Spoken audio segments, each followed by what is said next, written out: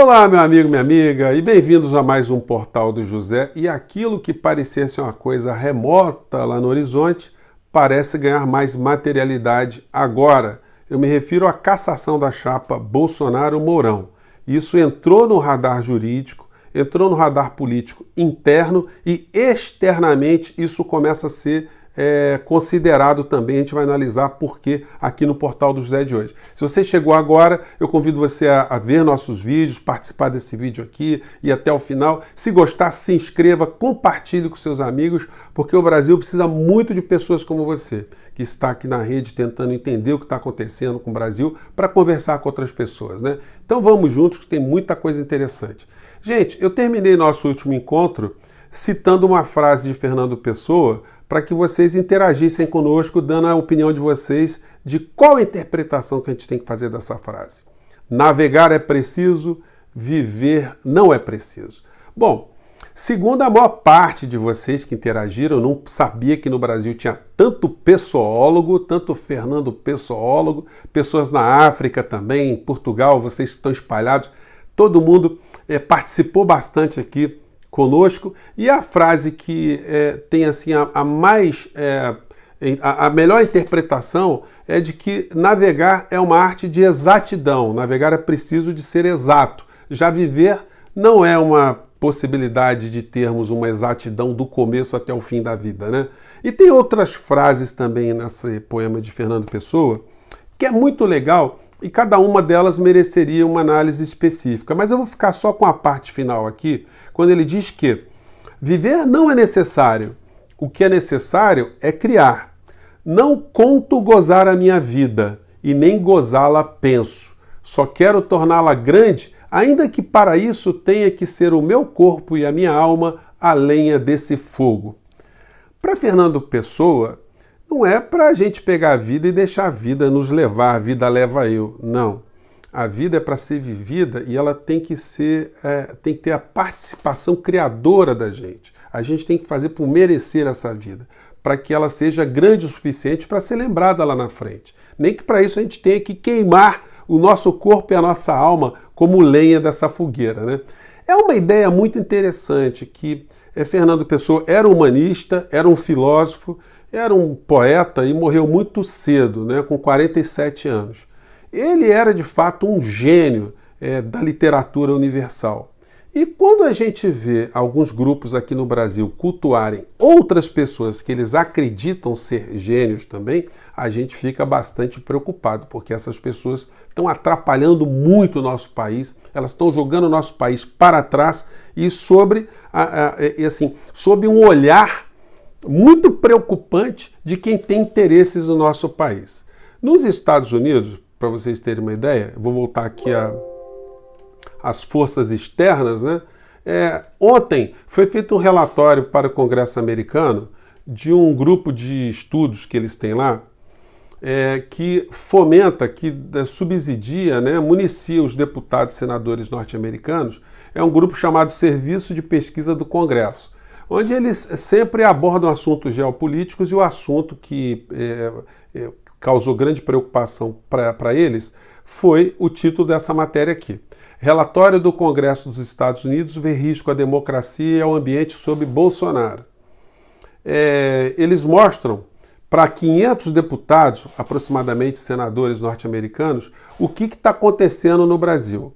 Que eles devem ter muita cautela em fomentar qualquer tipo de laço econômico e político com o Brasil, porque o Brasil está vivendo um verdadeiro pandemônio no campo político, no campo ideológico, no campo comercial, no campo ambiental, olha, em todos os campos, se bobear até no campo espiritual.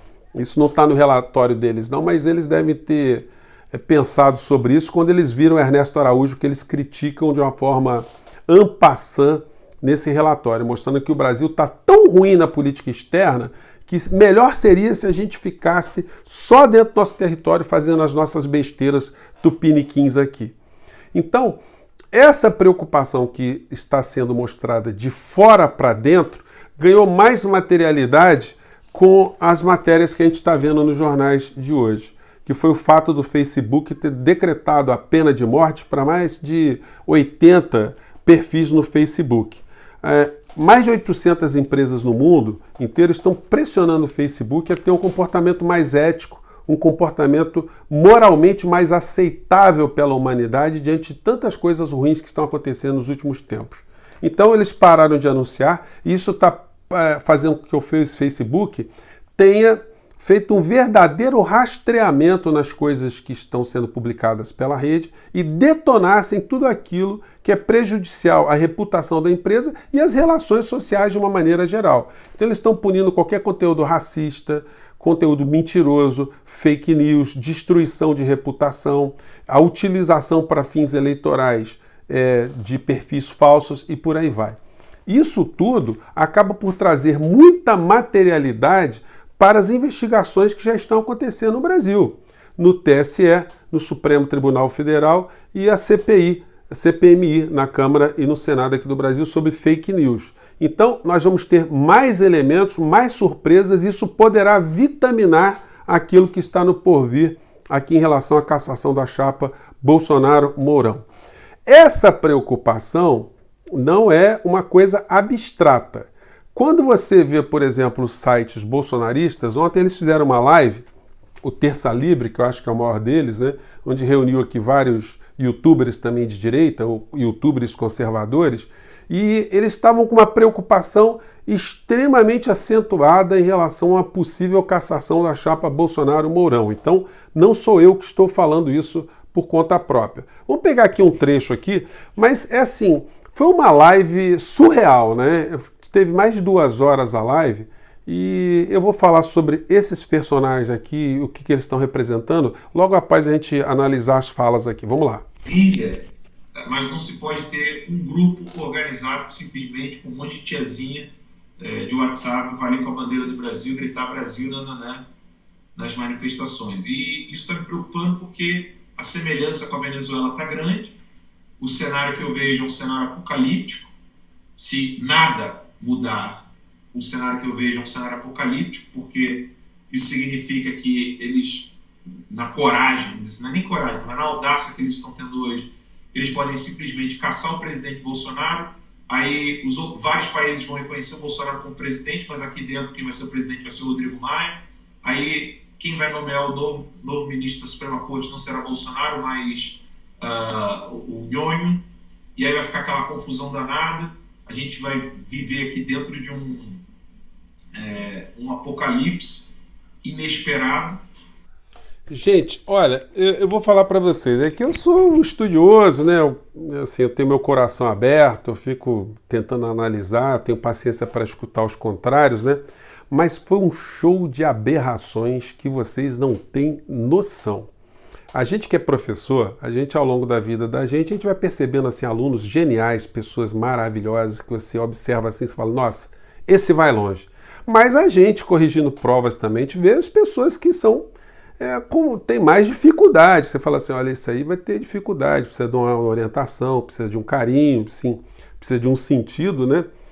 Os alunos que eu encontrei na minha vida que tiveram o maior nível de dificuldade, eles são geniais comparados com essas criaturas aqui. Os caras totalmente divorciados da realidade.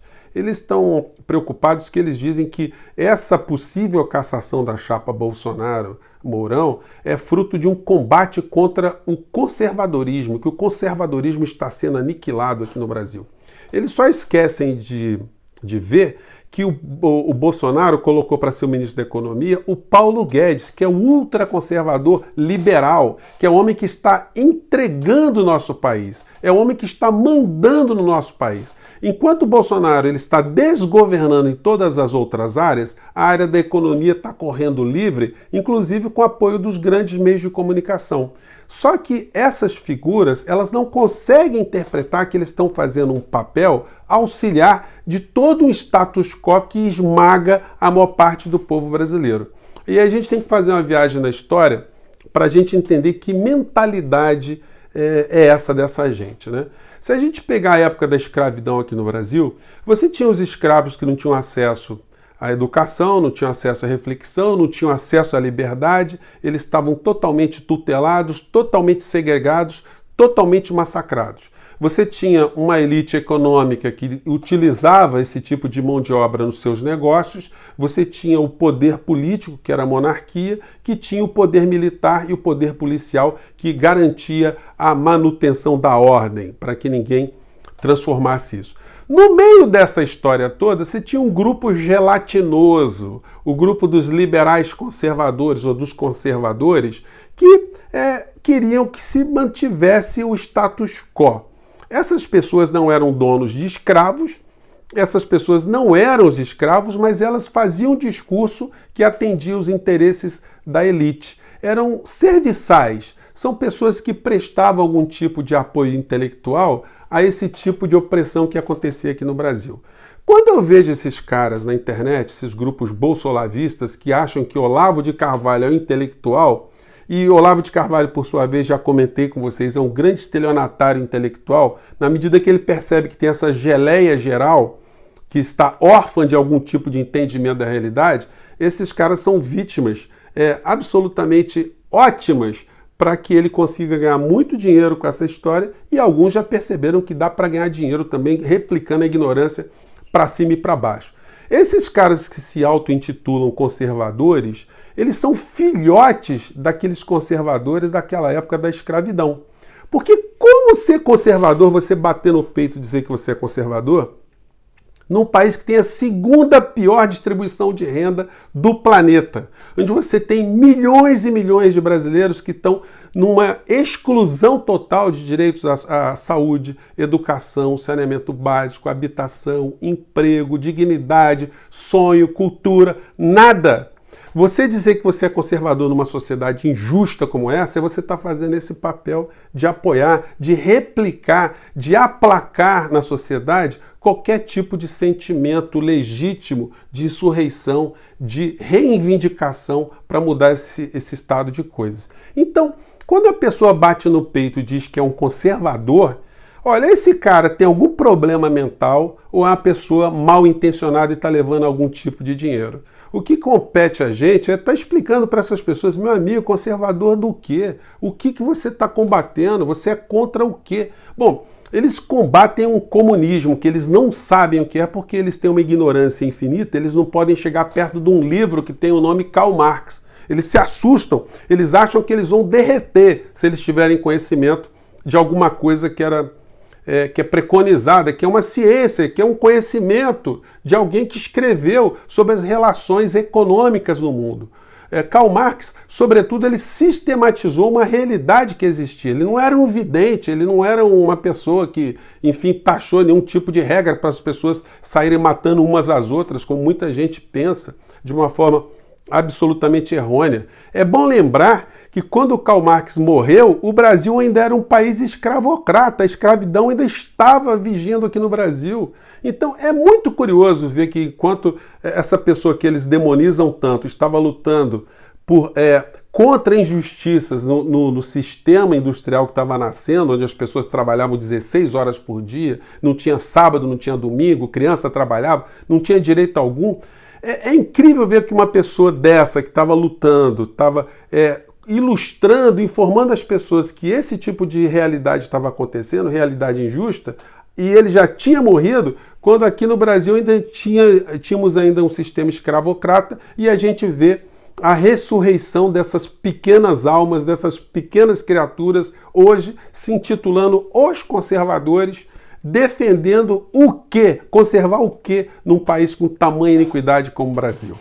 Gente, espero ter jogado algumas questões para a reflexão do dia de hoje. Eu fico por aqui. Mais uma vez, muito obrigado por vocês estarem conosco aqui e até o nosso vídeo. Tchau!